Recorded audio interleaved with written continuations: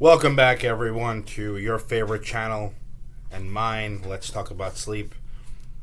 Here's the book. Amazon link to this is in the description box down below. Book number 2 is in process, so keep an eye out for that. Of course, I'll let you guys know when that comes out. As we get closer to 1,000 subscribers, one viewer at random will get a signed copy of that, but you got to be in it to win it, so make sure you subscribe. Please click like. Please share this with your friends and family. And as I always say, these videos are for education only. If you have a question about this or any other topic, leave it in the comment section down below. And once a month, I will answer any and all comments and questions in a video. Okay. Reflux, GERD, gastroesophageal reflux disease, heartburn. This condition has a well-known relationship with sleep. Okay. Probably the most common one that we know about is that sleep apnea is linked to reflux. I can't tell you how many times I see on an even daily basis a patient will come to me and say, I wake up gasping for breath, I snore throughout the night, and I also have pretty bad reflux disease. The link between reflux and sleep apnea is very well known. The reason for that is pretty interesting, actually. I've talked about this before. There's actually a video on reflux, but essentially what happens is when you're breathing, your chest expands and we suck air in from the environment. There's negative pressure in the chest here. Okay, so chest expands, we suck air in. When you have sleep apnea, your body is trying to work against a closed off airway, right? The airway is closed off here, so your chest is working really hard, and what it may do is actually that huge amount of negative pressure may actually suck acid up from below. Okay, so that's a very, very common association. So if you have reflux and snoring and disrupted sleep, you may want to get tested. You should get tested.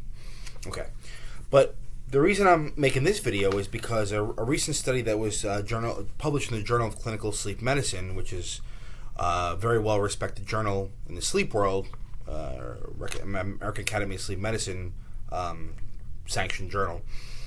And this is a Swedish study looking at about 5,000 patients. And what they did was they asked these people, this is part of a bigger group or a bigger conglomeration, a bigger cohort of patients for another study.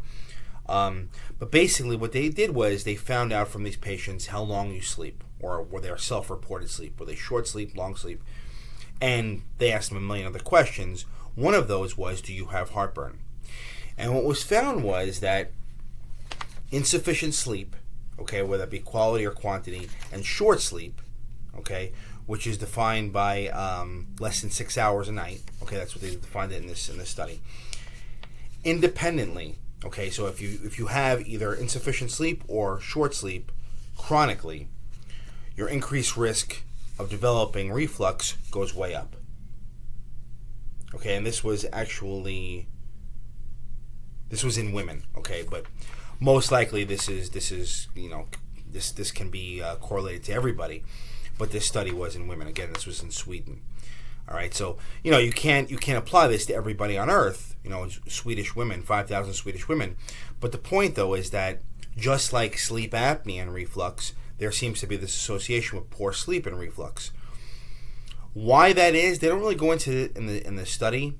But one of the things that could be confounding here, or one of the issues that could be playing a role here in short sleep is sleep apnea, right?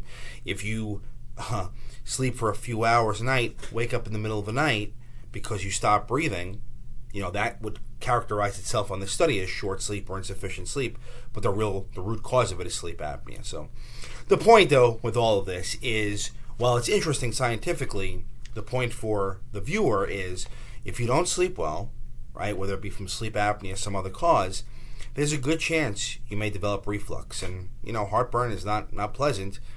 Over time, it can actually damage the esophagus and lead to things like Barrett's esophagus and, God forbid, cancer. So another reason why your sleep quality should be something that you think about, and if need be, go get tested. Okay? So that's the video for today.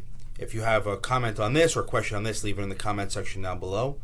Until next time, sleep well, and if you have reflux, think about getting tested. See you next time.